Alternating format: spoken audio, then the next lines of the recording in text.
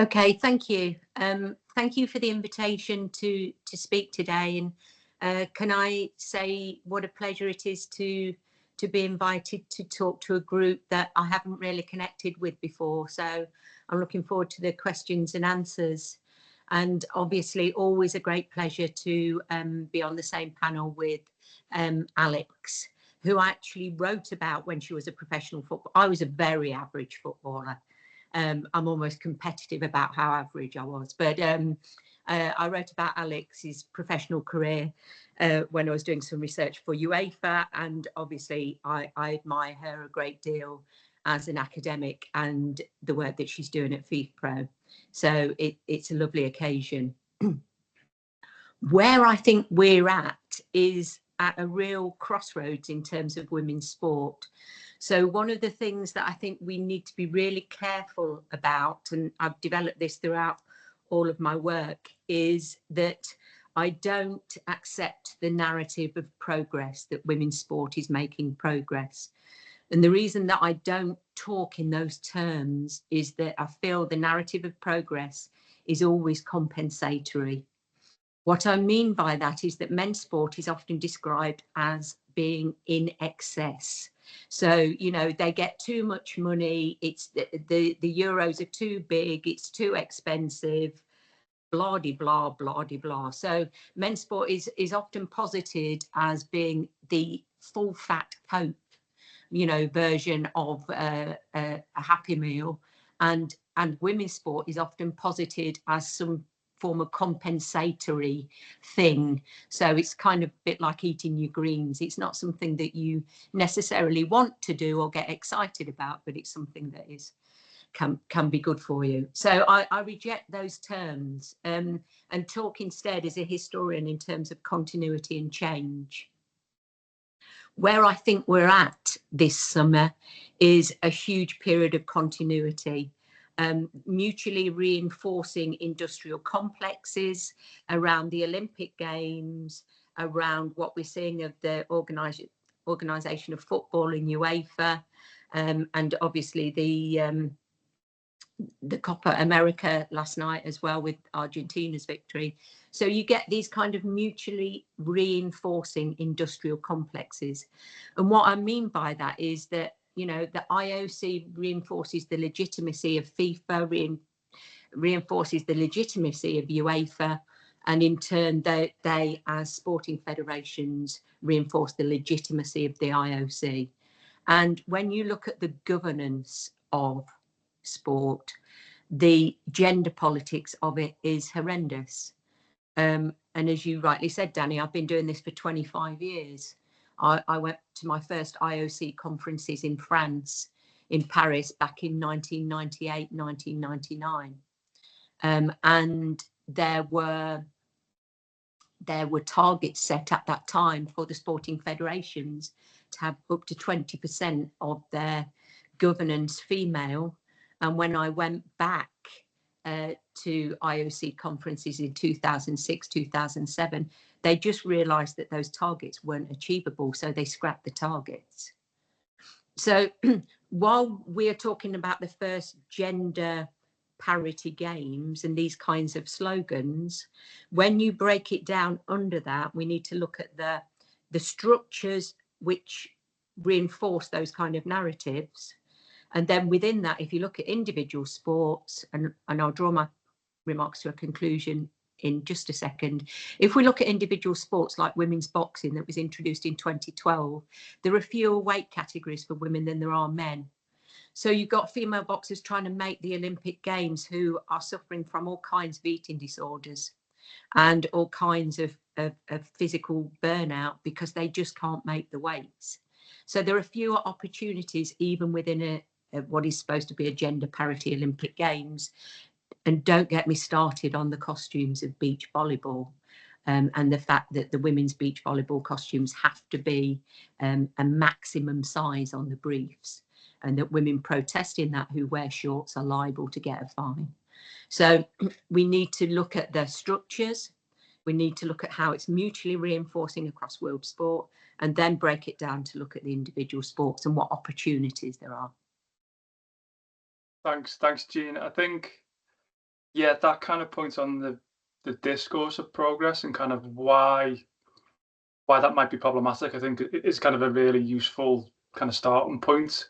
And as you said, kind of your work in terms of sports history takes that longer historical view and allows us to kind of think about those kind of changes and also the kind of crucial continuity. So I think they're kind of two really kind of useful, almost kind of disciplinary lenses through which to view the subject. That's, I think, brilliant. Yeah, Alex, if I pass over to you for your kind of your opening remarks. Yeah, thanks, Danny. And I always find it quite difficult to like follow something like Jean, because obviously she's a legend in the game that is women's sport, and I really appreciate them kind words, Jean. I was blushing over here, and yeah, I think it's like what we say about women's players now who are professional, and the players that paved the way for them. It's the same can be said for someone like Jean, in terms of like she's paved the way for like other women researchers who obviously work in a very gendered industry as well as players. So I'm really happy to be here. Thank you for the invite. It's a pity that Susie isn't here, but I'm sure Jean and I will have lots to say. So yeah, it's really nice to be here. In terms of my opening remarks, I think I guess I've got a couple of lenses that I'd look through. And Danny, you alluded to this in your very kind introduction of me. Obviously, I'm a former player turned researcher and now work in football governance. And I remember being a player, and there'd be things that you would encounter: less than satisfactory working conditions, very poor or little remuneration for players, generally treated like second class citizens, if you like, and always fighting for scraps. And I used to always think, like, surely there's like a very simple way of changing these things. And actually, now that I work in football governance, I realise that is not the case. And in fact, like what Jean described, the very complex web of structures, and intentionally so, complex web of structures that surround institutional bodies like FIFA, like UEFA, and in fact also like working at FIFPRO, even though we're for anyone who doesn't know what FIFPRO is, like Danny said before, we're the global trade union of professional footballers. Our role in the international, I guess, stakeholder industry is to protect the rights and interests of players. But even at FIFPRO, there's a lot of complexities in the governance, and a lot of discriminatory practices, which means that actually women can't advance as quickly as they should. And I think there's a lot of, I guess, talk right now around the concept of professionalization, and then the concept of remuneration or revenue generation alongside it or adjacent to that. And I think it's so interesting, because women's football, let's say, is professionalized for the last, let's say, 10 years, and all of a sudden people are expecting it to turn a profit. And I think I listened to a panel very recently that Laura McAllister was on, Professor Laura McAllister, and she made a really good point about the dynamic nature of professionalization, and everybody thinks it's an endpoint, but actually it's not. It's something that's constantly evolving, and it's something that should evolve as progress is made. So, like Jean said, and I probably wouldn't. I think going from a player like I was, retiring in 2012, and looking back on the game now, and working with the players that I do, and have the privilege to do so, of course, I feel like there's been progress for the players on the pitch, for the rights that they've advocated for. And I think it's wrongly, but it's always the players who carry the game forward and make the change necessary. And then you look to the governance structures and you look around it, and the lack of intersectionality and the lack of women and the lack of representation, and you realise how far you've got to go. So I think a couple of really important points is, obviously, representation is really important, intersectional representation, and also that those people who are in those representative positions have agency with the ability to make change. So I'll leave it there before we get into a bit more of a discussion. But yeah, thanks again for having me. I think it's a really great group to discuss these important topics. Thanks, Alex, and thanks again to Gia. I think obviously the word kind of structural is being brought up in both of your opening remarks, kind of once or twice, and I think a couple of interesting points again to kind of draw out of that is, and you mentioned in terms of women's football, Alex, it's going, it's going through that process of professionalisation. And to link back to Jean's point, it's professionalising in a time of, at least at the top of the men's game, excess, which is obviously quite different from the process of professionalisation that took place in kind of the men's game. And I kind of, one point we might kind of circle back to is kind of, what does this commercialisation, commodification, hyper-commodification, this kind of time, how does that make it easier or difficult for kind of women's football and gender equality? I thought that was point. The other kind of the next question I had was, and I think it's important that we kind of take a broader view and not just talk about football. Obviously, Jean, you mentioned the Olympics being heralded as the kind of the first gender equal Olympics in terms of that parity between men and women participating. Kind of question for you both then, kind of, is that important? To what extent do you think that is important? And then what are the other kind of indicators or evidence that you'd be looking for, if not for progress, let's say for improvements in particular areas? What are the other kind of key metrics that you would be kind of interested in kind of analysing and measuring over time? And I'll ask that one to Jean first, if I can come to you first, Jean.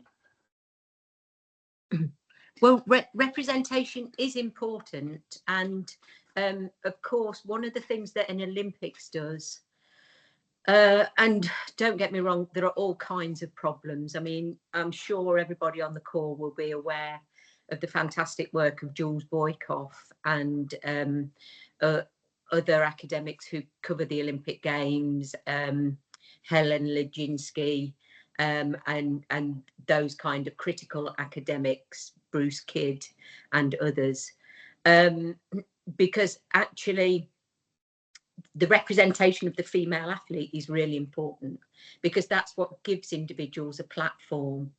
And as Alex rightly says, a lot of the work that has been pushed forward in global sport has been pushed forward by individual athletes. So we just had Wimbledon at the weekend.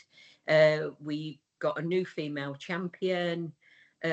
Serena Williams has not, played in the final of a women's singles for a couple of years, but has a massive following on social media, massive kind of clout, and chooses to use it for the voice of women's sport, particularly for Black women in sport.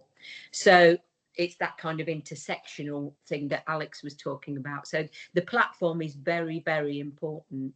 And then there are individual athletes within the IOC who go on to be important within their national sporting federation, within the IOC more generally. So again, that can be an important route to changing things. But the concern that I have around, because we're not in teaching things like mega events, we don't just talk about the Olympic Games and those sorts of things as mega events anymore. We talk about them as giga events. They're so huge.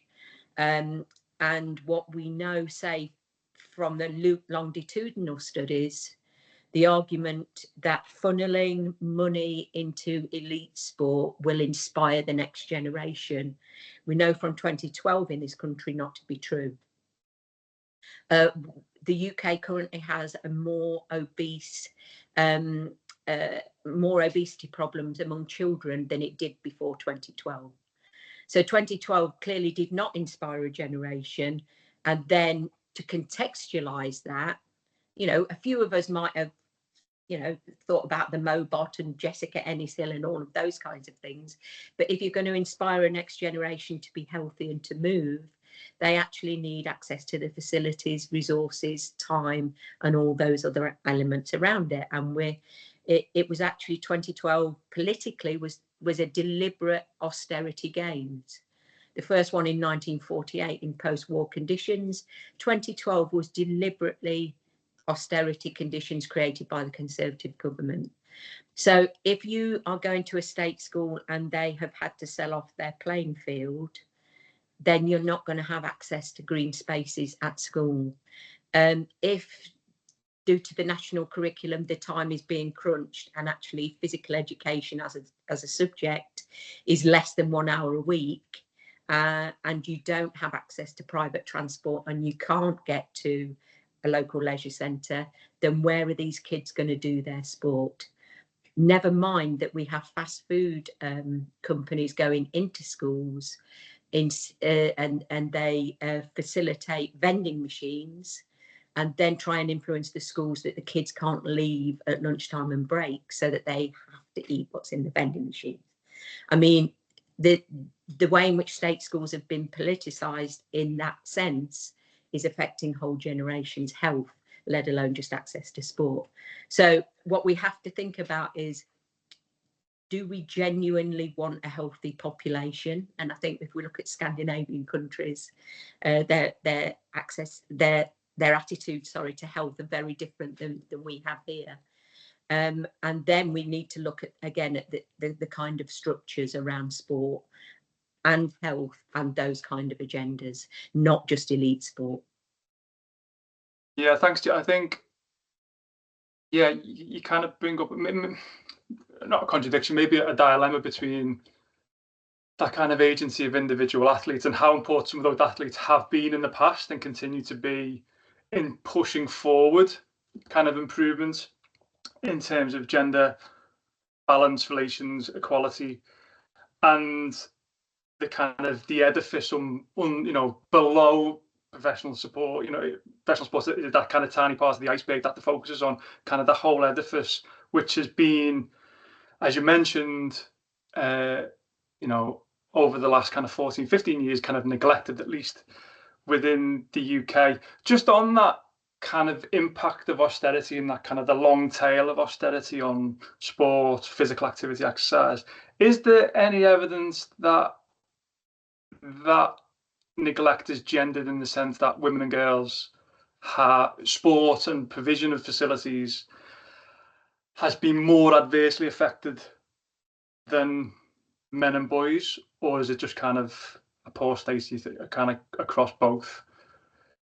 In other words, is there evidence that austerity made existing provision, which wasn't great for women and girls, worse, or has it kind of depressed the provision of facilities for male sport more so, or do we just not know?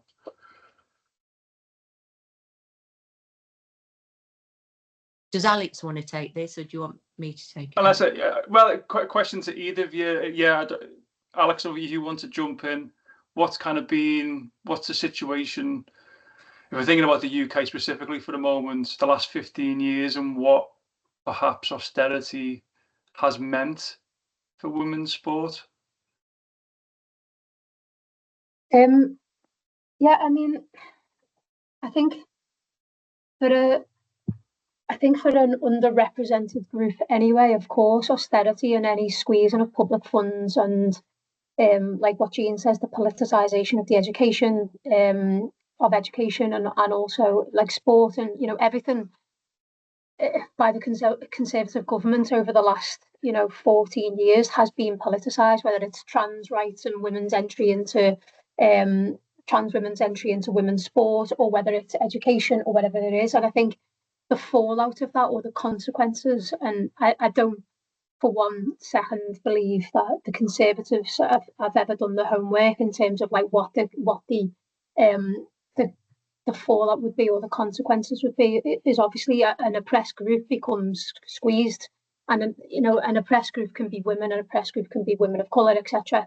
But I think if you take at the end of the Euros, and I'm not bringing it back to football, but I think it's a really good example. When the Lionesses wrote an open letter, that's the first time the England women's national team have ever undertaken a piece of collective action. And I think that collective action, and it's something that obviously at FIFPRO we talk about quite a lot. what actually brings collective action to the table. And Angela Davis said this is, you know, it's an injustice framework. It's when there's been injustice has occurred, that is like a ripe opportunity for collective action. And I think you've seen that in terms of, when I think of England teams of the past, you would never catch them being an organised group of people speaking out on a political issue. And I think the circumstances are that bad, like what Jean said before. I remember I went to UEFA 18 months ago and talked particularly about this, about access for inner city kids for football. The opportunity to play football or sport becomes less and less because there's less money in the parents' pocket, in very simple terms. So if you've got less money in your pocket and your mum and dad haven't got a car, or your mum and mum, or dad and dad, whatever it is, and they can't take you to sport, or they haven't, or your parents are working 2 or 3 jobs, of course kids are gonna like suffer. And whether that's suffering through, you know, not having access to sport or education or any other opportunity, that comes as a consequence of austerity. So I think, for me, of course, like the decisions that the political the political government have taken over the last 14 years have been detrimental to kids' health. And I think the damage will be invariably quite difficult to reverse in the coming generations. I don't think now, because we've got a Labour government on our hands, and whatever we think about the Labour government in place, it is a Labour government. I don't think that they're going to, like, within 4 years be able to turn that round. That's decades of work. And at the centre of it are the young people who are going to suffer as a consequence. So yeah. Yeah, I think that you think about that kind of compounded element of austerity and the inevitable impact that had on local authority budgets, and what was already in many places a very meagre offering was further compounded by COVID and lockdown and everything else. You know, as a parent myself, I saw that impact on my own son, and even just on that individual level, it's quite difficult to kind of reverse that. So on a kind of a national scale, it's a mammoth undertaking. Just combining and kind of some of that first question with something that G mentioned. So if we're thinking about metrics or some indicators, and I know you can read too much into particular numbers, but also, you know, you kind of measure what matters. And if we're going to try and chart improvement, we need something. What metrics can you see, or what evidence of improvement in other countries or particular sports even can be looked at as examples of good practice, if not best practice, in both of your view? And I'd say that's Alex or Jean, you know, feel free to kind of chip in on this one. Where should we look to, sports or nations, as kind of leading the way? Jean, do you want to go? I'll just go very quickly and talk about Angel City FC. So don't get me wrong, there are problems at Angel City FC. They're having a big scrap amongst themselves at the moment, but it's the model that I want to highlight. I researched the WSL when it was first formed, the Women's Super League. I know I'm talking about football again, but just bear with me as an example. And it's called the Women's Super League because the FA got in the person who organised the Netball Super League, and they just kind of parked her and used the example of that. Well, that's an indoor university-based basketball league for women. So the model of the Super League in football has always been problematic, in my view. They started out by trying to draw out the football season, so it was a summer league. Then they moved it to winter. Then they moved it back. And what the Women's Super League does is it enables Premiership and Championship clubs to obtain football in the community funding that they couldn't otherwise get to run a women's team. So it's always branding women's football as secondary to the main club.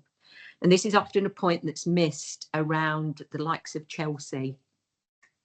So the dominant narrative in the media when Emma Hayes left Chelsea was that she's won everything but the Champions League. But if you listen to Emma Hayes talking over her 10 years at Chelsea, she hadn't really no expectation of winning the Champions League, because when she got into the Champions League, she was up against Barcelona with a budget of 14 million, or Olympique Lyonnais with a budget of 16 million, far in excess of the 10 million that she had at Chelsea. So it makes sense that she's going to go to the US, where she's going to be phenomenally resourced. She did, and she was very critical of the lack of a one club policy at Chelsea, in fact, if you listen to her speak at a number of elite coaching events. So I think the WSL has always been slightly problematic in its positioning, whereas if you look at Angel City FC in the US, it's female owned by the likes, it was co-founded by the likes of Natalie Portman, obviously a very well-known actress. It was co-founded by Suzanne Williams and her husband, so they've got media background as well as sporting backgrounds, as well as entertainment backgrounds.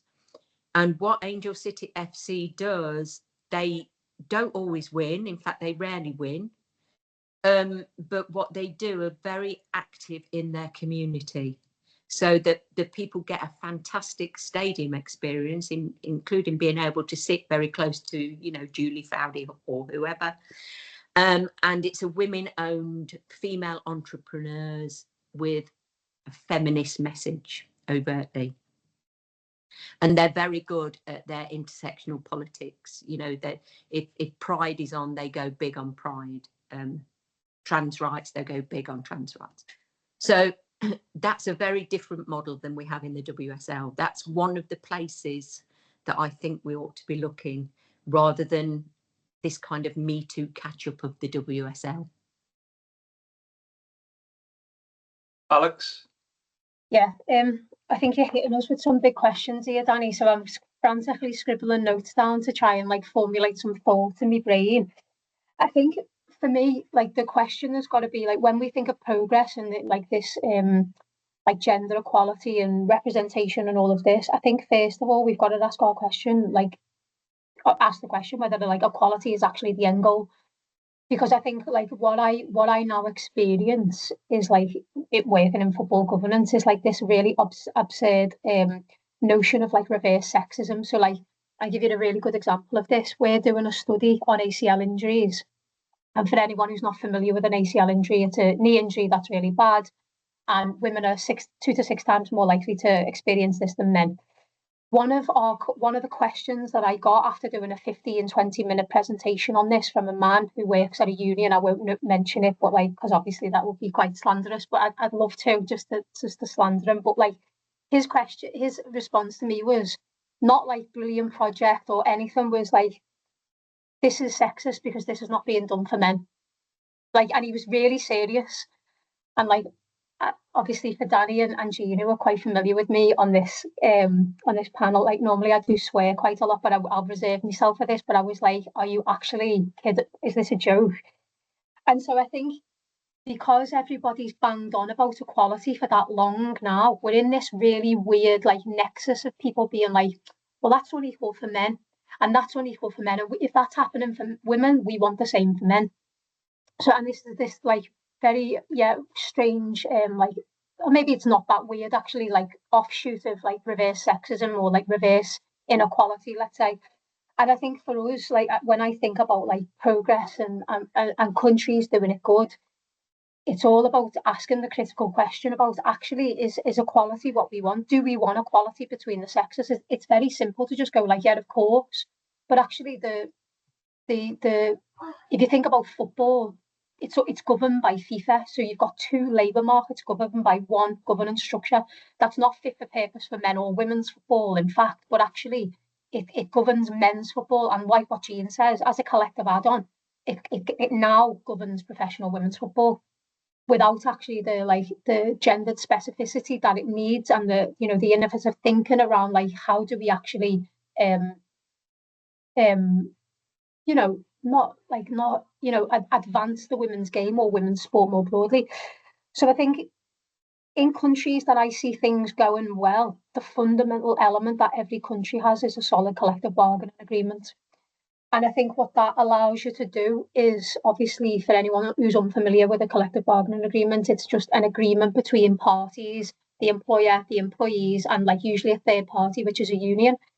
And that allows you to put conditions down that each person's agreeable to work under. And I think that counts for, most sports that are like advancing. They have like fundamental collective bargaining agreements. And I think it's something that I was reading very recently, actually in preparation for this, around athletes going to the Olympics and how can we ensure better working conditions for the athletes. And a collective bargaining agreement is for me at least a starting point for a negotiation for better conditions. Because I think when we think about countries doing it right and doing it well, and Jean talked a little bit about Angel City in the US and like the independence that it brings of having a league that's independent from a federation, and the ability to innovate around that. I think the most important thing to think of is when the workers, i.e. the players, the athletes, are happy and they're working in environments that they're remunerated, they're safe at work, they're not being abused, they're free from discrimination, you actually see they flourish on the field, whether it's track and field, whether it's footballers, whatever it is.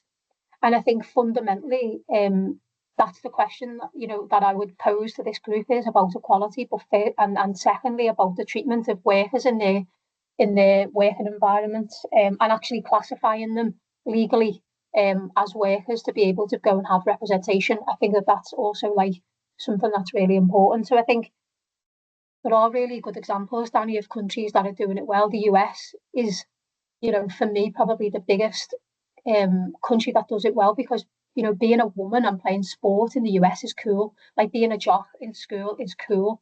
It's very, very different once you step outside of that. If you're in the UK and you just get branded as being a lesbian because you like sport, and these kind of like very systemic discriminatory practices that women encounter when they decide that or they're just really good at sport. So I think the US, obviously Title IX really helped in that, and that being in place, I think, since 1971, or somewhat, Jean will probably know better than me whether that date's actually correct. And I think the advancements that have been made since then, you see a US, whether that's track or field, whether that's a football team, having at least not equal parity, but parity between the sexes. And I think that's where we see progress. Thanks, boy. I think both really good answers, and I think if it was to try and summarise both, I think the culture is important, and you need that kind of culture of parity of esteem, if you will, and that to kind of filter from the elite level all the way down. I will say this is purely anecdotal. I've mentioned my son already, and he's 11. He's about to go to high school. And not always, but he plays out and he'll play football. And actually, a few times I've seen him, and there'll be a mixture of like boys and girls playing together in kind of informally, not an organised sport, with no adult supervision. And actually, it almost stopped me in my tracks once when I seen it, because when I was his age, that just did not happen. That just absolutely, I had never ever witnessed that when I was growing up. So I think hopefully there's, in generations coming through, there is a bit more parity of esteem and a bit more of an inclusive culture. But I think also, what you both picked up on is that culture needs to be supported by an institutional apparatus that can't exist kind of on its own. And then, interesting, you both kind of looked to the US, which in some ways is, people might think that is odd, but you've got that. I think that at least that within sport, that culture of regulation, that culture of intervention within sport to improve conditions, which I think certainly happens for the UK sport, has generally been absent. There's been a real reluctance to intervene, to kind of set regulatory kind of apparatus around sport.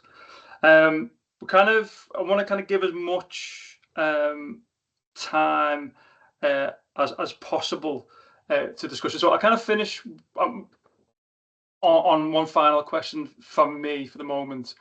And you both alighted on this subject in terms of the differences between sport. And we did kind of pull out two quotes when we were preparing, two recent quotes from sports people, male athletes, when we were prepared in this event. And one was in a press conference during the recent men's Euros, Harry Kane discussing the kind of the backlash over the England team performance. It kind of remarked that we as in England haven't won anything as a nation for a long time, kind of ignoring, forgetting, disqualifying the women's England team success. And we contrasted that with other sports people, Andy Murray in particular, who kind of consistently confronts casual sexism, corrects interviewers' kind of lack of acknowledgement to women professional tennis players. And the kind of question is, does that reflect the culture in those two sports? Or is that just down to the individual? And are we relying on individual athletes, male and female, to kind of do this work, to kind of confront the sexism of the media, or does it reflect the cultures in those two different sports? Maybe if I come to you first, Jean, on that one, what's your take? I think Harry Kane's remarks were unfortunate, and I've done quite a lot of work with the FA in recent years, particularly since 2018, exactly on that point, that a lot of, never mind, it's a heritage organisation formed in 1863 that isn't that aware of its own history, which is kind of quite interesting and challenging. But from an elite performance point of view, the 66 World Cup, as we've seen right up until yesterday, just looms over the men's team like a big cloud. It's like, when are we going to win the next one? This narrative of it's coming home.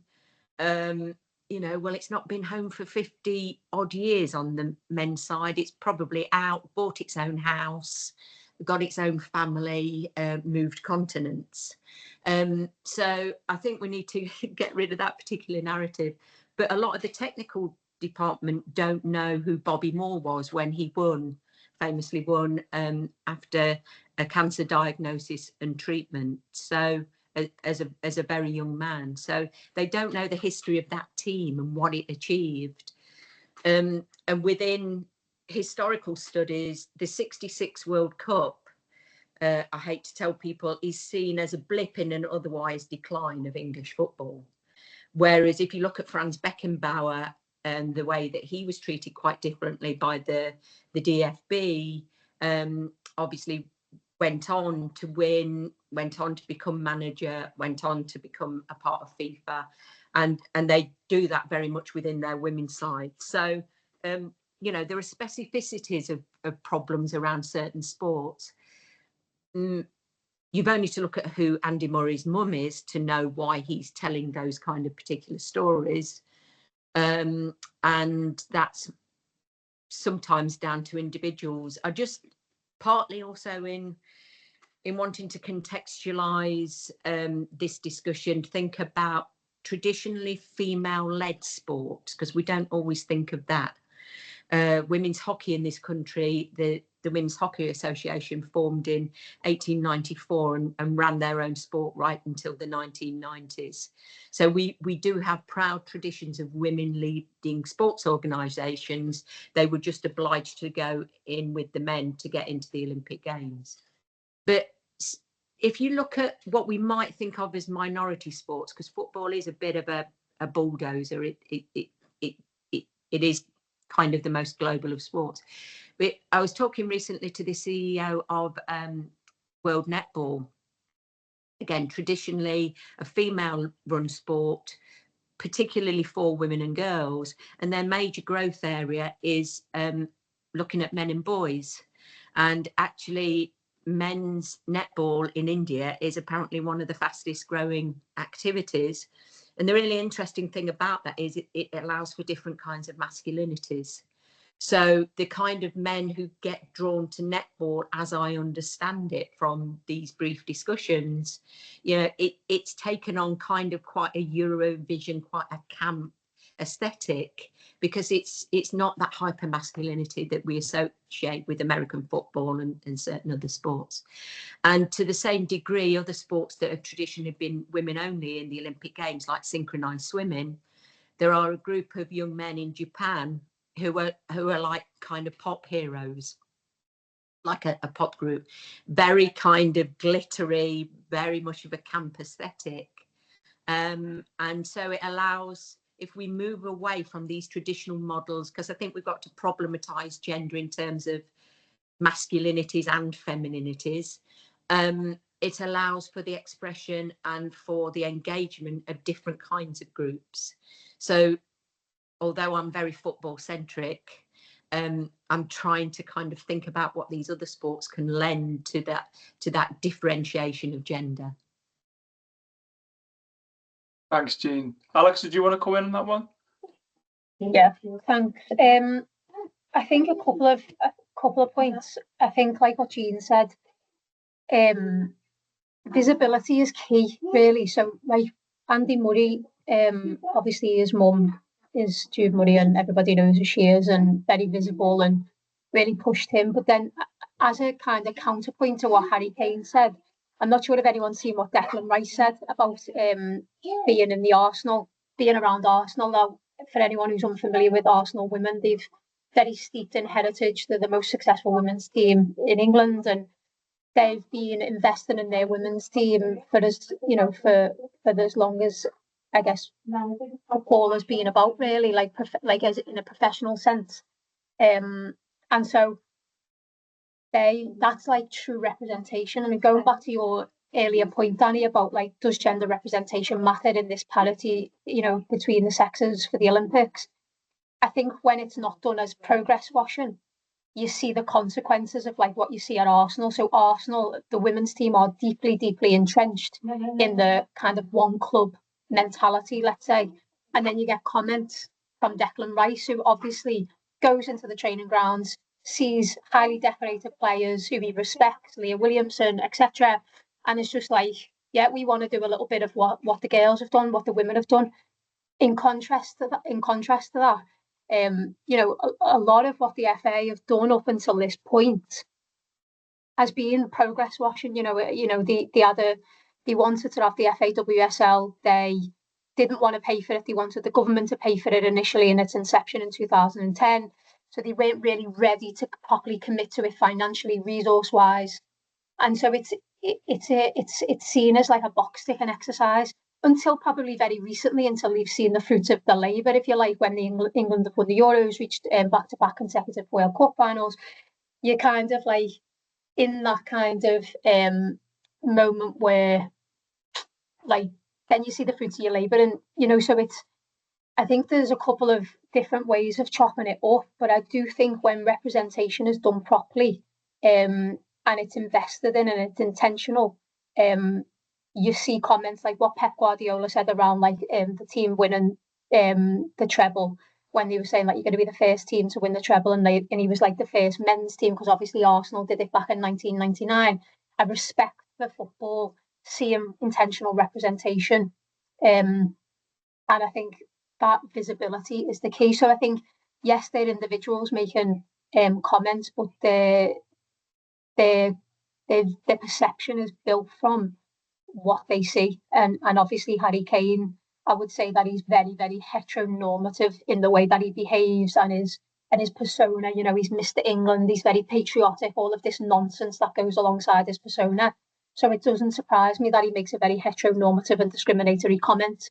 Whereas Declan Rice, I see him as a bit more of a progressive, young-minded player who sees intentional visibility, and I think that's probably where there's like a bit of a difference. Same with Andy Murray. Yeah, thanks. I think that's yeah. It's of course it's related to that individual, but it's that individual's lived experience. And you say the fact that it would have been really interesting if Declan Rice wasn't at Arsenal and was still at West Ham. Would he have made that point? Obviously, that's counterfactual. We'll never know that. But I think that his attitudes are probably obviously relevant to his experiences at the club and the differences in terms of the position of the women's team at that club. I think is an excellent point. I know we've covered a lot of ground, but I'm also kind of aware of the fact that we've only kind of touched the surface on some things. We haven't talked about the kind of the position of female sports fans, for example, at all. So I'm kind of eager at this point to kind of open it out to kind of questions from attendees. So Leah, have you got questions lined up that we can ask first, or should we kind of open it out to the general audience? I'm happy to open out to the general audience if there's any questions. If you want to pop up your hands and we'll be able to unmute you, or if you'd rather pop it into the chat, it's up to you how you prefer to do it.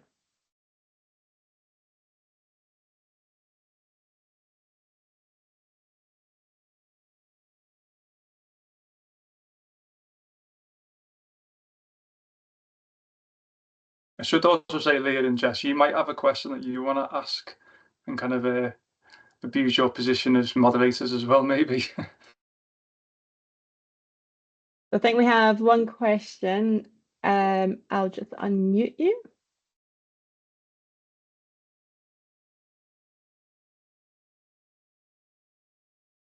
Hi, can you hear me? Yeah, we can hear you. Yeah. My name is Arif. I'm Iranian women rights activist in the sport, and it's so cool to see also Alex. I really enjoyed this panel, and what it brings to my mind is that I was constantly comparing the situation of Iranian women athletes and also fans in this kind of climate, and I really realized that how we are sort of fighting the same fight all over the world. Like when it comes to women's rights in the sport, it seems like global north and global south, they don't have that much of a differences, which is really sad. But I just wanted to mention this, that we recently, especially this coming Olympic, that we have this big problem for Iranian athletes, that when it comes to rights for the clothing and hijab, that so many of our athletes like basically excluded from the team from going to the Olympics. And basically there is this big problem that also for Afghan athletes, that they cannot play a sport. And how it is important that people that have more access to IOC or FIFA, they raise these issues, that there is this big problem, and basically a generation of athletes, female athletes, just because of the rights of what they want to wear, they cannot play in a sport. The same goes also to the French athletes, apparently. So I just wanted to share this point, and thank you for these panels. I really enjoyed it. Thank you. Thank you very much for that. Jean, Alex, do you have anything in response you perhaps want to pick up on? Yeah, I should have mentioned it at the top of the conversation, the brilliant work that Shireen Ahmed and others have done in this particular space, both as journalists and as academics, and pointing out that the problematic nature of the hijab ban in France affects access to sports more generally. And obviously the IOC, it's another indicator of where the IOC, a little bit like where FIFA were with the One Love armband, actually would argue that the hijab politicizes sport, when actually the banning of it is a political act. So and the ways in which the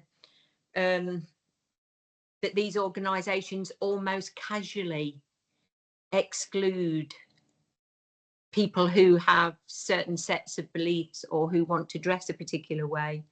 Again, it just speaks to the lack of critical reflection within that organisation, and how kind of insular the advice to the governance of those organisations are.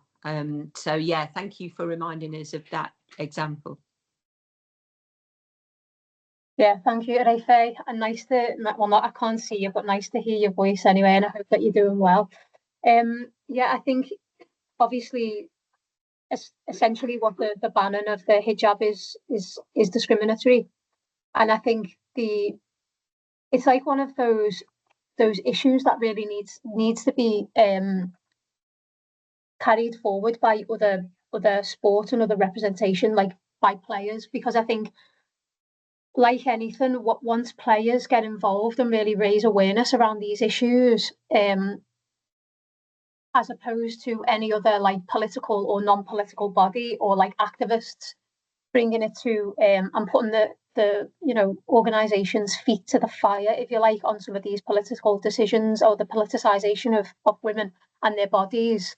I think it's something that should I think the only way not the only way, but one of the ways in which we could make a substantial difference around this is by putting it on the agenda of the players. And I think not just football players, but athletes more broadly. I think it's really important that we think, like what Jean says, critically around it, but also like in a solutions orientated way on like what gets them most cut through. And I think it's the athletes themselves. It's something that we could talk about, obviously, a bit more in detail, like offline. But yeah, it's something that we spoke about, Arefe, when we were at the Sport and Human Rights course that we were on for the week, where we met. Yeah, and it's something that I think we should, athletes, it should be put on the agenda of the athletes, or could be put on the agenda of the athletes, let's say. Perfect, thank you for that. And just to say that Daniel in the chat put that he's recorded a vlog in relation to basketball, if anyone's interested, on the hijab ban, international sport.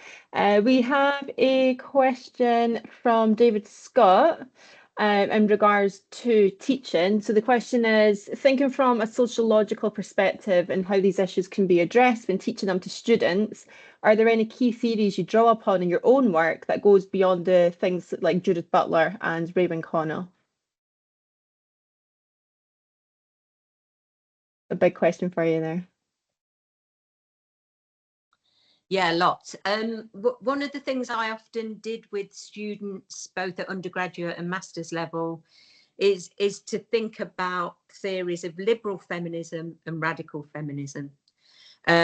Not just necessarily with regard to specific theorists, but for things like, since Alex has raised these, results orientated decisions, how do we interpret as academics, and how do we get students to engage with things like This Girl Can?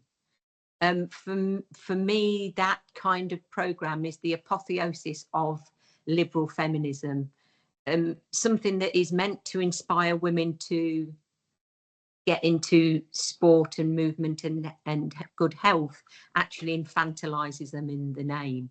This girl can. You know, I'm 60 years old. I haven't been a girl for 52 years. A program like that is not going to inspire me to take up sport. So why do we need to infantilize women, even as we are encouraging them? And I have to say, even Judy Murray's guilty of that. She had a tennis program called Miss Hits. Like, if you miss hit it, you're not very good. So I think we have to look at these kind of liberal feminist market research-led programs, and then look at the kind of theorists, the Judith Butlers, if you like, and somehow find a way to popularize some of the more radical feminist solutions. So one of the ways that I do that is ask them to think, okay, if women were to secede from FIFA and we were going to create our own FIFA, which we can't because they're connected with the Olympic Games, but that, you know, let's just theorize that. What would the female-led values of a women-owned FIFA look like? And so I think there are ways of doing that within your teaching without necessarily going down theoretical rabbit holes, because my master's was actually in modern literary theory.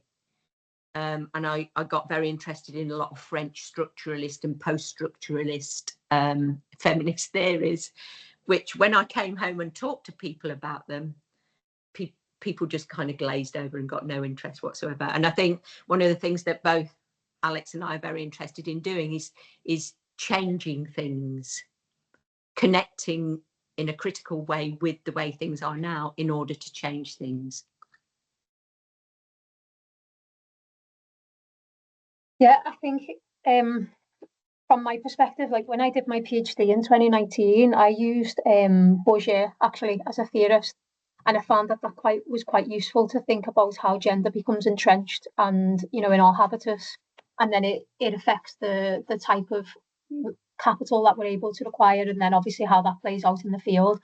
So I think that kind of like triangulation of theory I found really, really interesting and useful when understanding the working conditions of professional women footballers and how they understood their own working conditions. And another element of it in kind of keeping with what Jean said was understanding like neoliberal feminism and the impact of capitalism on feminism. And it was so interesting when we think about the individualization of particular athletes now and their understanding of or their perception, let's say, of a very short career and trying to get as much out of their career as they could. I understood that through a particular like neoliberal feministic lens, and that wasn't one particular like theorist actually. That was like, it was a lot of Australian Holly Thorpe and etc. who'd wrote quite extensively on this, and it was really interesting. So Bourdieu does take a little bit of a heavy rap because he doesn't really include women into his theories, but if you read them, I guess in a bit more, in a bit more depth, obviously, which you are tasked to do whilst you're doing a PhD, he does mention women in some elements, but obviously there's room then for the students also to critique and think more innovatively and in a contemporary sense around that as well, which is what I did in my PhD. So they would be the two that I would recommend or suggest at least. Fantastic. Thank you so much for those responses. So we have a question from Beth. So the question is, should it be down to athletes to have to act as activists? So Beth understands that they have great influence, but is it unfair to expect them all to take a stand, especially when they can come under fire? And of course, the example there of Rashford and the free school meals campaign. So you had any thoughts on that at all? Yeah, I think something that we talk about quite often at FIFPRO is having protected dialogue. So basically what we always advocate for, and it's something that we advocate for our unions to insert into any collective bargaining agreement between the federations or the league, is that there's a protected dialogue clause included, which enables players to speak freely and free from retaliation. Because you're right, what happens right now is one player speaks out. Marcus Rashford is a really good example of this, and says, kids are being starved in the UK, and rather than like saying, actually, yes, Marcus, you're right, let's remedy this, they're like, he's really bad for like putting a critical lens on something that's happening. And you see this in like different contexts happening all the time. So there's a couple of ways that in the absence of good governance and in the absence of protected dialogue as being included in these collective bargaining agreements or statutory requirements for organisations, federations, clubs, etc. I think what we always recommend the players is that no one speaks out individually. So, collective organising is really the way to go with this. And you've seen it, and it was a really good example before the World Cup in 2023. You know, the last 15, the 15 Spanish players that came out and say we're unprepared to play under this manager. I think from a kind of communications perspective and a positional and I guess a strategic way, the players were probably not managed properly in terms of what the players wanted was not to get rid of the coach. They were really affected by the construct of the RFEF. And obviously now we see the repercussions of that even though the manager and the coach is gone, players are still unwilling to come back because of the structures in place. And they actually did do a collective action, but they didn't manage to get all of the players. So I think what federations and clubs do is they pick off people and they make agreements with individuals. And we see this a lot. And it's very difficult for players to stay strong and maintain the collectivism on the agreed set of principles. But I think, like I said at the start, around like, is equality the end goal? Something that we always push to the players is asking the question, like, what do you want to achieve? So if you want like an improvement in conditions, if you want better remuneration, if you want equal prize money, you have to make those demands very clear and organise around these particular demands. And I think Marcus Rashford obviously was a lad from Manchester who's probably been affected by different governments over the years and seen his mates have the same experiences. And he went out alone, obviously with his PR team and all of this, he's very well protected. But then you've got players who play, you know, for Spain, for Jamaica, for Nigeria, these other like teams where they're really mistreated by the federations and the clubs, and none of them go out to speak alone. They always speak from a collective position, and that's one way that we can protect the players and the athletes in the absence of good governance.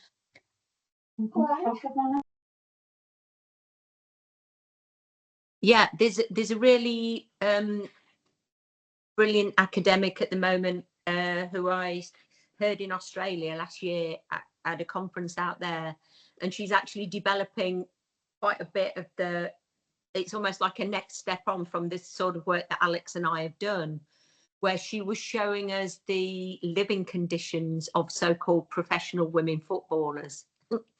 And she was like showing us bedrooms, and she was saying, how many people do you think sleep in this bedroom? And I thought maybe a couple of, you know, young kids. And actually it was 4 women who were supposedly on professional contract. So I do agree with Alex that the collective action is absolutely key. It's why the US women's national team has been able to reach some form of agreement with their national federation. If you know the case, US Soccer was actually arguing that to give equal pay to the US women's national team would mean that it would bankrupt the soccer federation. So it was a bit like, oh, we're a very wealthy soccer federation, poor us, don't bankrupt us, and ask for equal pay. So they've gone down a different route. And obviously the soccer federations have massive PR organisations behind them.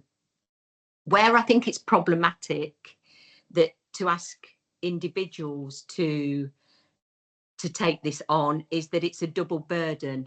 And that was the brilliant work of this young academic. I wish I could just remember her name, but I'll put it out later when I remember her name. And she talks about the unpaid labour of this activism, that women are actually asked to do this unpaid labour routinely. And what you're seeing in women's soccer at the moment is a kickback against that if Millie Bright stays on the bus and doesn't sign 200 autographs after absolutely every game when she's knackered after playing football, that there's been quite a backlash from fans. Where I think it's also problematic is that the best woman footballer in the world, Marta, actually couldn't get a deal from Nike. So you would see Marta in the past, whenever she scores, she would take off her boots and she will kiss where the tick would have been because she's taped it over, because the only sponsorship she can get as an individual is from a cosmetics company, which is why you'll see her playing in lurid red lipstick. And then coming down to the individual, obviously we've seen the awful case of the way in which Caster Semenya has been treated by the International Athletics Federation, specifically Seb Coe, specifically over the two events that he ran in the Olympics, the 800 and 1500 metres, and the way in which the International Athletics Federation has ruled that unless she takes medication to reduce her testosterone, then she's ineligible to run as a woman. I mean, talk about the global north ruling over the bodies of women from the global south, and specifically picking off individuals. It's the worst case of bullying at the moment, I think, in global sport, what is being done to Caster Semenya. So that's the problem. When people go as individuals, then they can be scapegoated as individuals, whereas collective action protects that individual to some extent. Alex, were you wanting to come in there?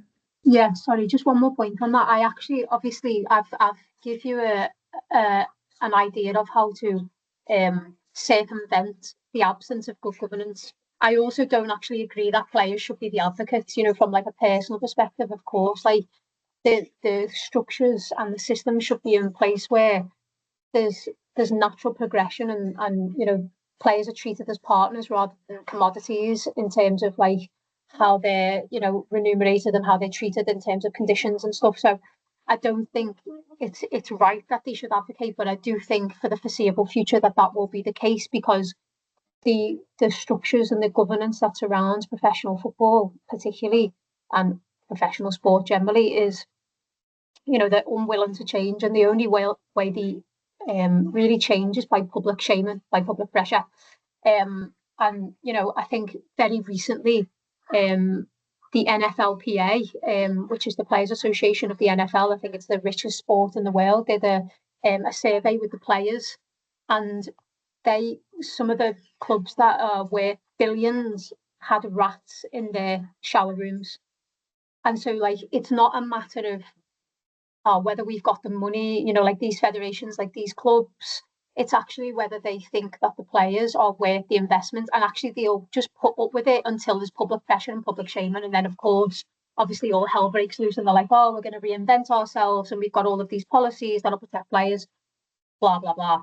But I think, like, in the absence of good governance, I think it will be always down to well, at least for the foreseeable future, the players and the unions who are really pushing the sport forwards, sadly. Thank you for that. I mean, it just made me think as well, I don't know if anyone's watching on Netflix, the Dallas Cowboy cheerleaders as well, and how they are very underpaid, and the work that they do and athleticism requires, but very much they do it for the love of the sport as opposed to actually, you know, having it as a job. So Alex, what you say there really kind of chimes with me. So we have a question from Vimby here.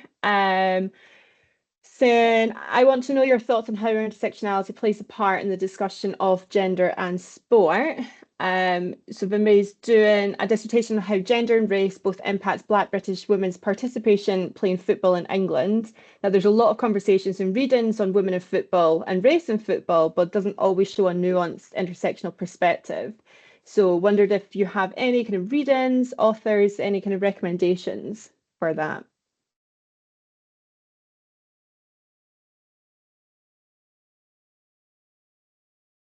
I think obviously readings and recommendations, I think that is not something that I know off the top of my head, but I can drop you my email and we can get in touch and we can talk about it for sure.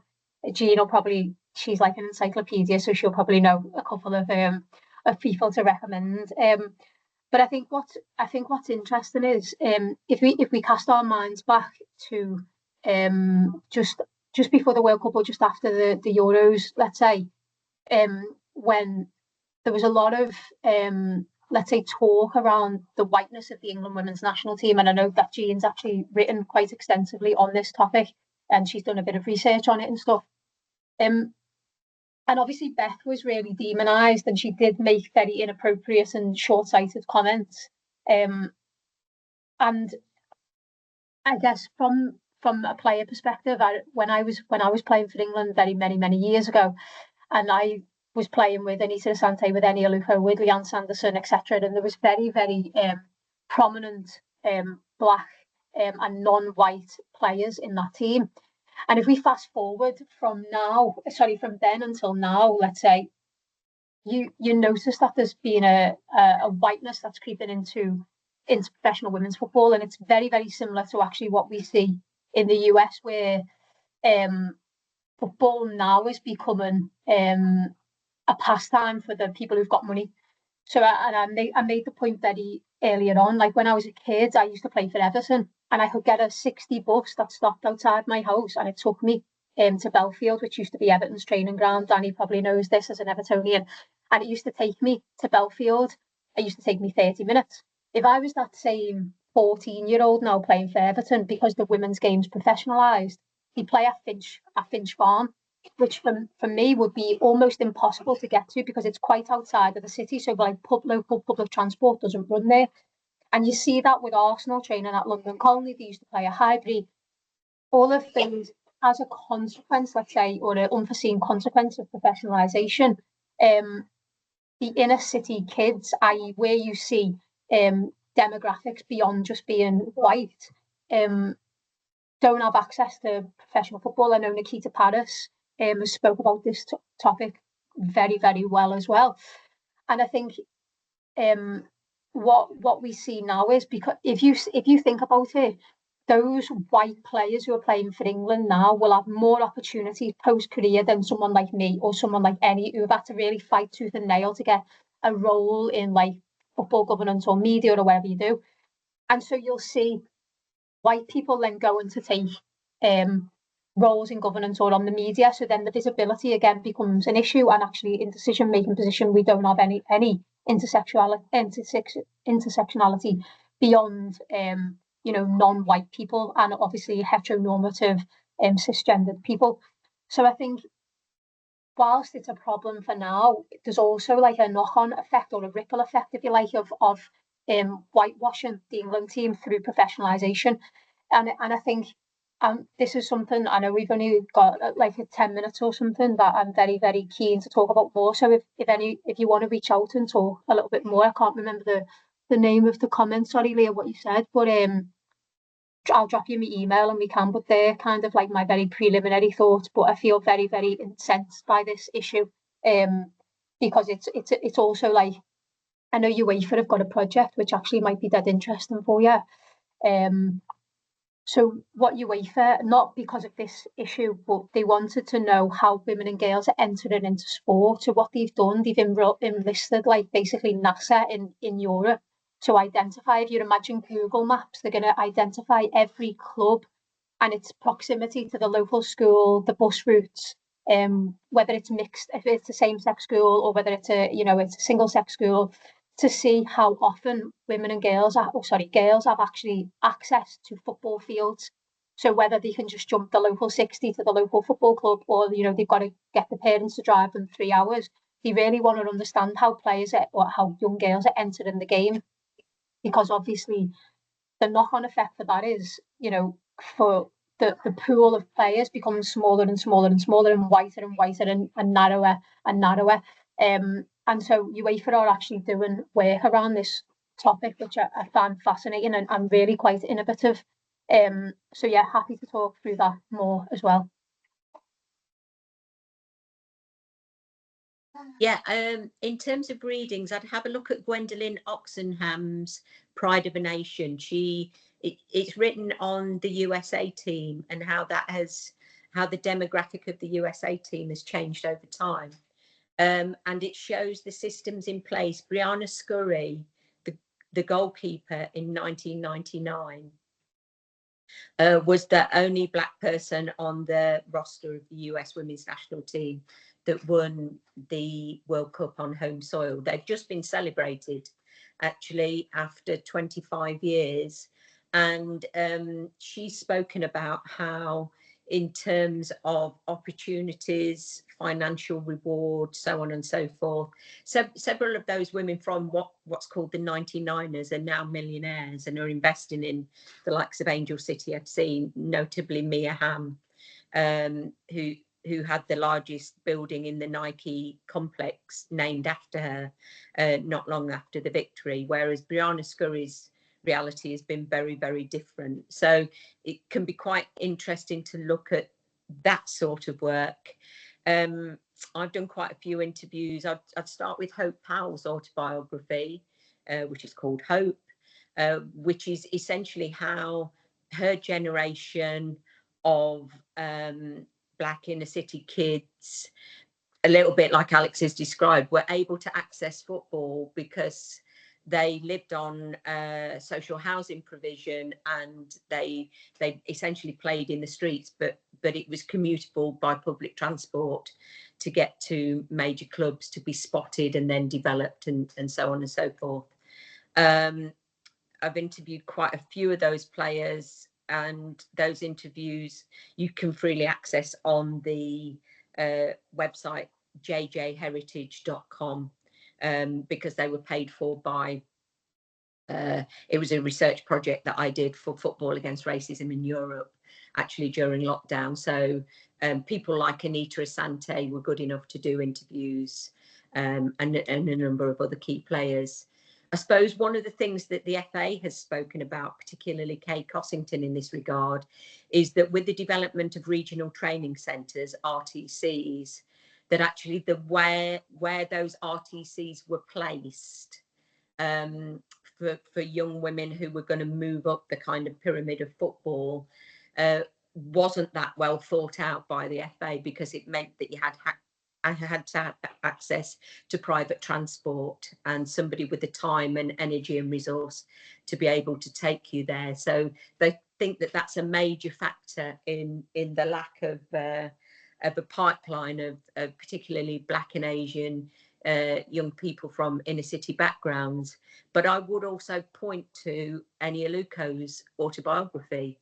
They can't teach this because when she raised issues of racism under Mark Sampson, you know, she was accused of unlioness behaviour, whatever that might mean, and you know, for taking on that particular fight herself. The people around Eni, some of the players who supported her, Leanne Sanderson, again a half centurion.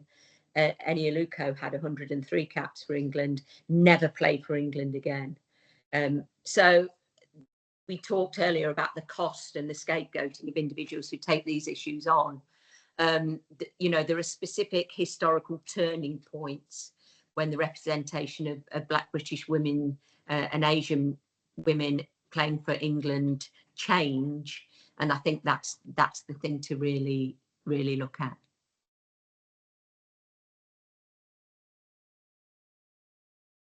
Perfect, thank you very much. I think we are running low on time. So Daniel, I'll pass over to you for closing remarks and question. Yeah, thanks Leah. I thought it was a fascinating kind of conversation there, and I was kind of struck between that last point about kind of post Mark Sampson, that incident, and the difference in narratives between the men and women's England team in terms of their relative diversity and the kind of narratives that have perhaps been attached to each. I think that's really kind of interesting comparison and conversation. I thought of that. Yeah, just kind of wrap up then, kind of very briefly, kind of put both of you on the spot and ask for a quick 30-second answer. Obviously, we've kind of framed this whole conversation around the kind of the big sports mega events, or giga events as you call them, Jean, earlier on.